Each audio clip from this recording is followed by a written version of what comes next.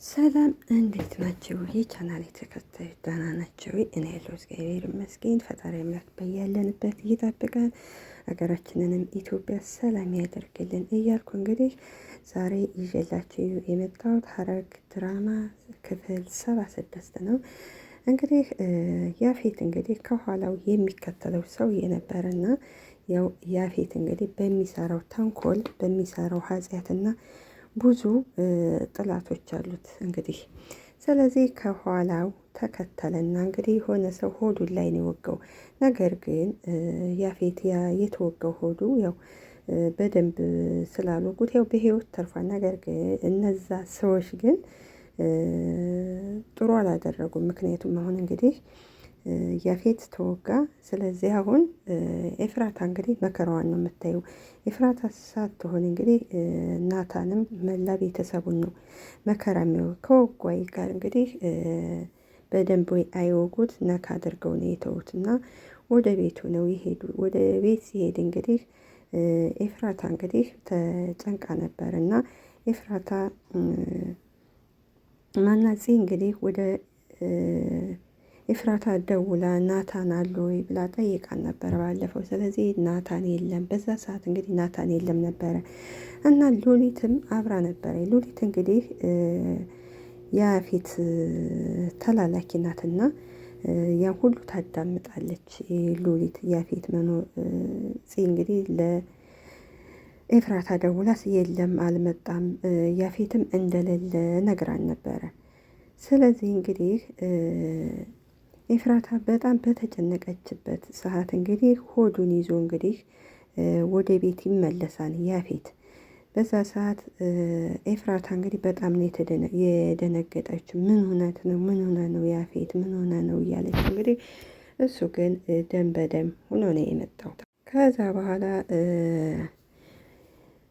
ወይኔ ጉዴ ወይኔ ጉዴ የሺ እያለ እንግዲህ አጋዧን እንግዲህ ኤፍራታ ትጠራለች። ከዛ በኋላ ልቀቂ፣ ደህና ነኝ፣ ማንም ሰው መስማት የለበትም ብሏን እንግዲህ ሌላ ሰው ስለ ቢሰማ ያው የተቸነፈ ይመስለዋል እሱ እንግዲህ ለዛ ነው ማንም ሰው እንዳይሰማ ያለው። ወደ ሕክምና እንደሚሄድ ወደ ቤት ነው የመጣው እሱ። ከዛ በኋላ እንግዲህ ኤፍራታን ከትልቁ ክፍል ሂጅና ፋሻና እንግዲህ መድኃኒት አንጭልኝ ነው ያላት። ሕክምና እሱ መሄድ አይፈልግም።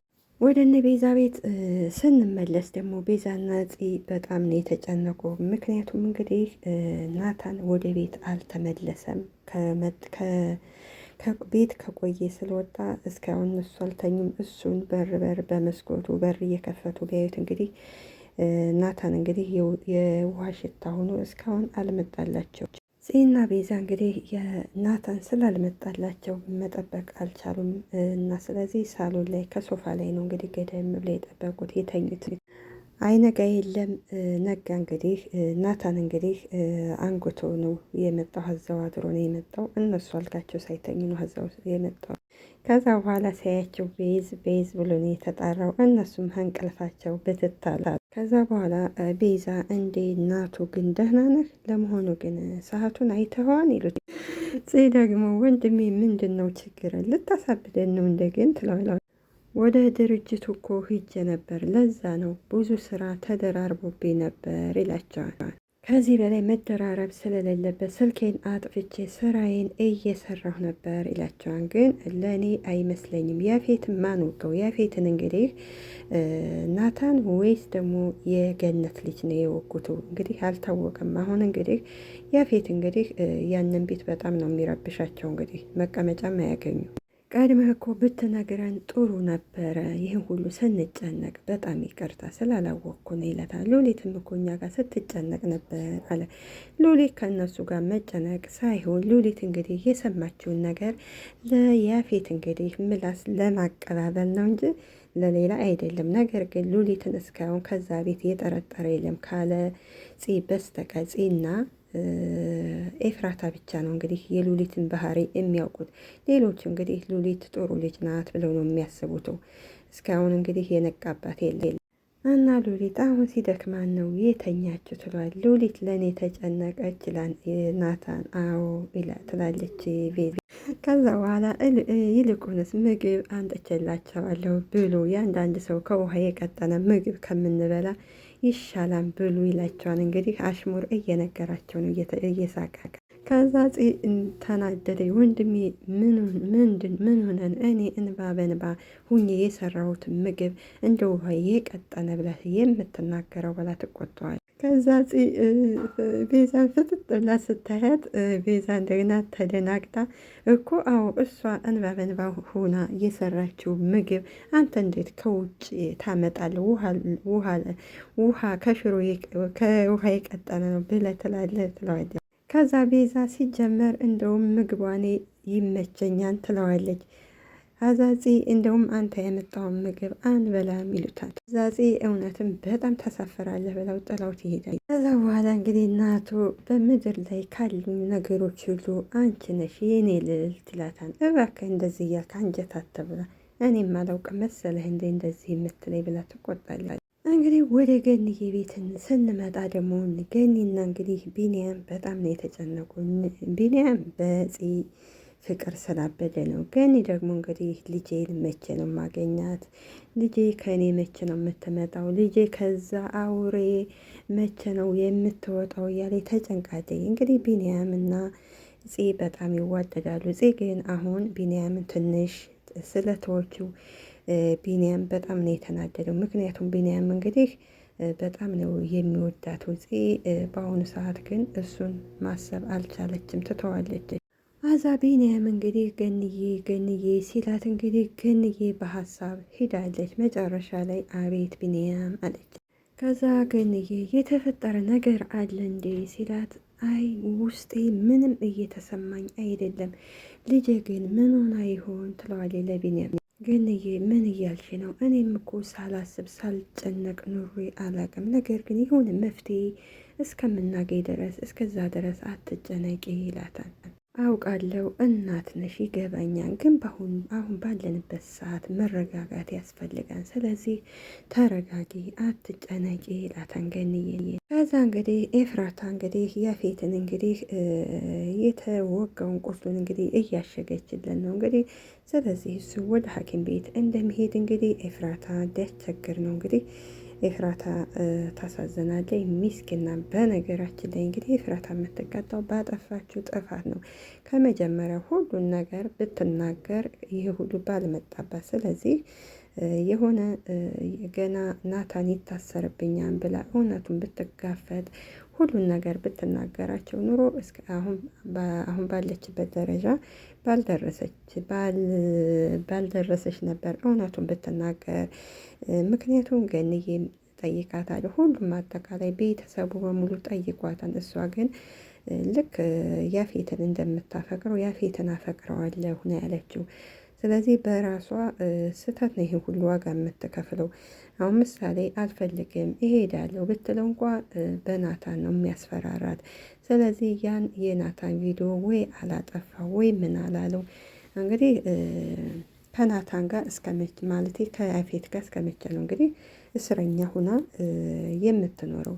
እንደሚመስለኝ ከሆነ እንግዲህ ኤፍራታ ከናታን ሳታረግዝ አትቀርም። ያ እንግዲህ ሆዷ እየገፋ ሲመጣ ምን እንደምትል ፈጣሪ ነው የሚያውቀው። ከዛ በኋላ እንግዲህ ቤዛ እንግዲህ ናታንን ቀን ላይ ስልክህ አይጠራ ነበር፣ አሁንም እየጠራው ዝም ነው ያልኩ፣ ምን ሆነ ነው ብላ ትጠይቀዋል። እና እራትን በልቼን የመጣሁታል። ከዚህ በፊት እንኳን እራት ባትበላ እንኳን አብረህን ቁጭ ትል ነበር ትለዋለች። ስልክ እኮ እያወራሁ ነው ይላታል። እሺ እና ቢያንስ አቤት አትለኝም ሲላት ቤዝቃን ድርጅቱ ጋር እኮ ነው የዋልኩት እና በጣም ደክሞኛል፣ አሁንም እየጠራሽ ለዛ ነው የመጣሁት እና ሂጅ ትንሽ ልራፍ ብሏት ይሄዳል። ከዛ በኋላ እንግዲህ የያፌት የአክስቱ ልጅ ይመጣን። ወንድሜ ምን ሆነህ ነው እያለው ይመጣል። ከዛ ብላ ምን ሆንኩት ይለዋን። አይ ምን እኔ እንጃ ኤፍራታ እኮ ስደውል ስልክህን አንስታ እንደተጎዳ እኮ ነው የነገረችኝ ይለዋል። ሐኪም ቤት እንዳልሄድክም ነገረች። እኔ ያፌት ለተራ ነገር እኔ አልሄድም ይለው።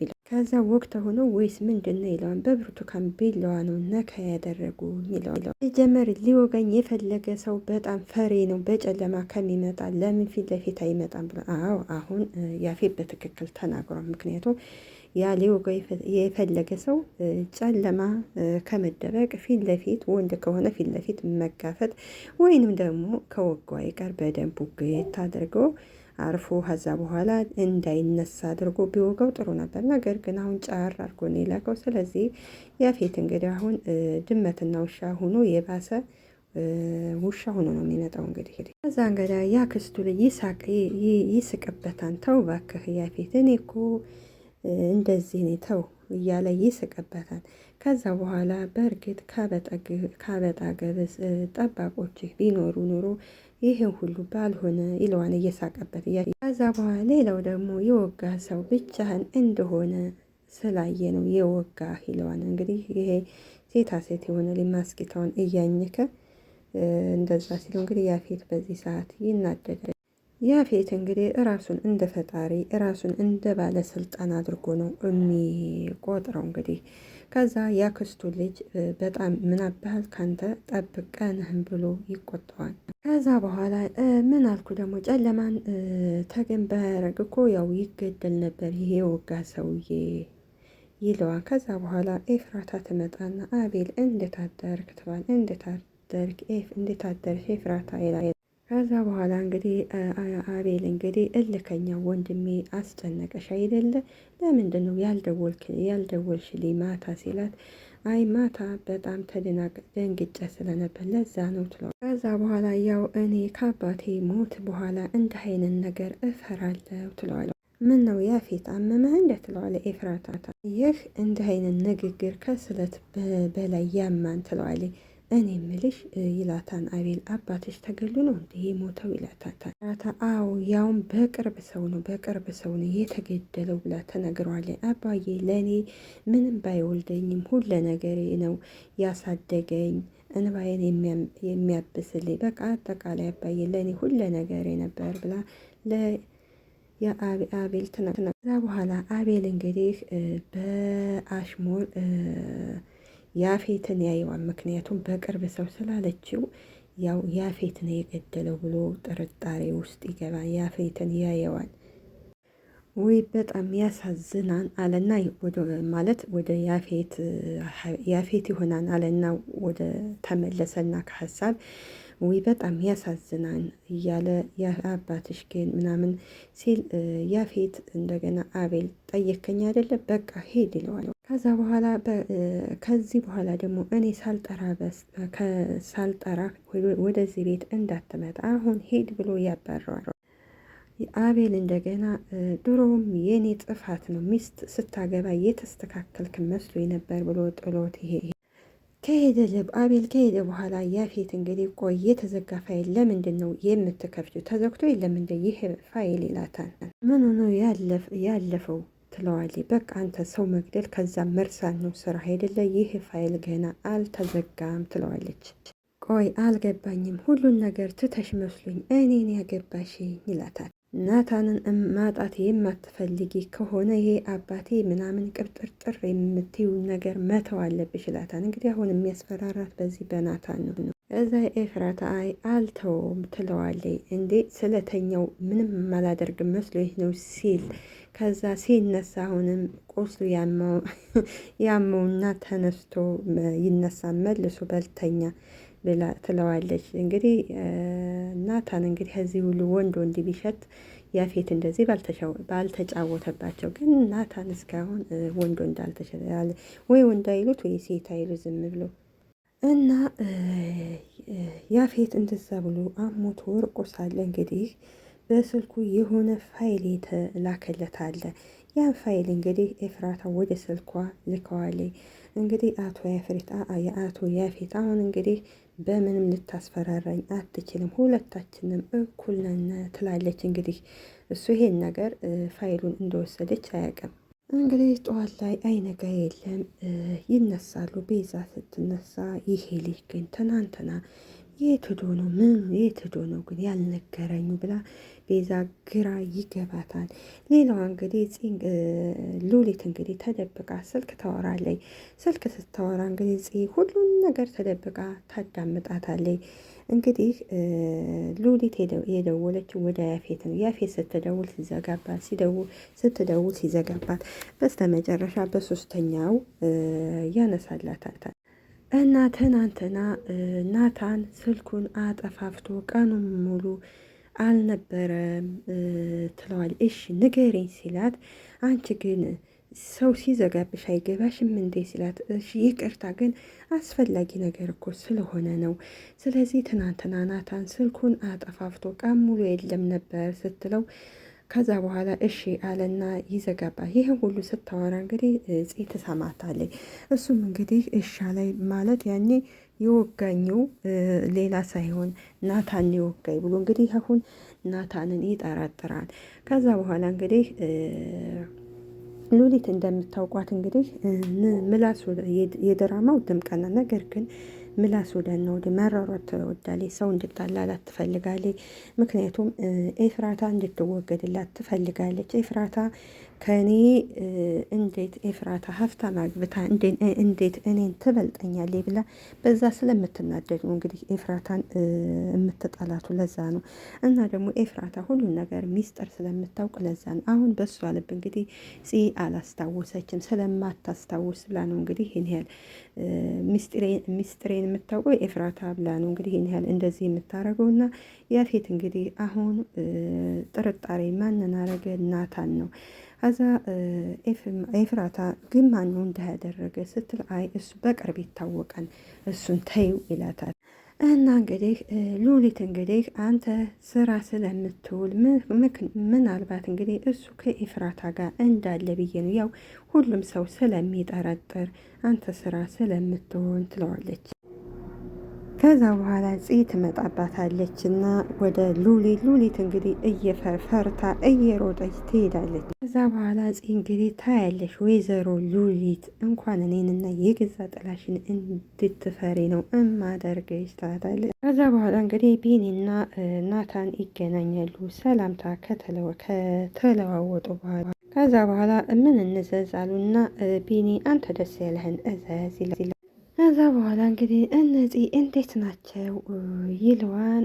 ቢኒ ባለፈውም እኮ ነግሬህ ነበር፣ እኔ በዚህ ከመጡብኝ አልደራደርም፣ ባለፈው ቤት ከመጣ የሆነውን ነገር አይተሃም ብሎ እንግዲህ ቢኒና ናታን እንግዲህ ሳይጣሉ አይቀርም። የሚጣሉትም በፂ ምክንያት ነው። ፂ እንግዲህ ናታንን ትንሽ ስለተወቹ ለዛ ነው ማለት ቢንያምን ስለተወቹ። ናታን ደግሞ ያው እህቱ የሚወዳት አንዲት እህቱ ስለሆነ በጣም ነው የሚወዳት። እሷን እንዲከፋት እሷን ትር እንድትልበት አይፈልግም። ከዛ በኋላ ችግር የለውም አታስብ እሱን ይለዋን ቢንያም። ከዛ በኋላ ቤዛ እንግዲህ ወደ ጓደኞቿ ልትሄድ ፂ እንግዲህ በሀሳብ ተውጣለች። ቤዛ ትመጣለች። ፂ ምን ሆነሽ ነው ትላ። ኧረ ምንም አልሆንኩ ነው፣ የሆነ የማያሰብሽው ነገር አለ። አይ ማስበው ነገር የለም፣ እልቁንስ እንደዚህ ለራስሽ ልትሄጅ ነው ትላ። የሆነ የማገኛቸው ሰዎች አሉ፣ ወደዛ ልሄድ ነው ትላታ። እሺ እኔም አንዳንድ ነገሮች የሚያስፈልጉኝን ነገር የቤት አስቤዛ አድርጌ ልንጣ ትላለች። ለመሆኑ ግን የሚገዙትን ታውቂያቸዋለሽ ትላታለች ቤዛ። አዎ አውቃቸዋለሁ። እሺ እንግዳውንስ አዛ በኋላ እንግዲህ ኤፍራታ እንግዲህ ወደ ፂ ትደውልላታል። ፂ እንዴት ነሽ? ደህና ነሽ ወይ? መጣ? አዎ መጥቷን ወንድሜ፣ ማታ ያላሰብኩን ነገር ገጠኝ። ምንድን ነው ያላሰብሽው ነገር ስትላት፣ ያፌት እንደዚህ ተወቅቶ መጣ ስትላት ፂ በጣም ትደነግጣለች። ግን ናታን ያደረገ ይመስልሻል ትላት። ኖ ወንድሜ እንደዚህ ነገር አያደርግም ትላለች። እሺ ትላለች። ከዛ በኋላ እንግዲህ ፂ የምግብ አዘጋጅታ ትጠብቃቸዋለች። ስለነበረን ቆይታ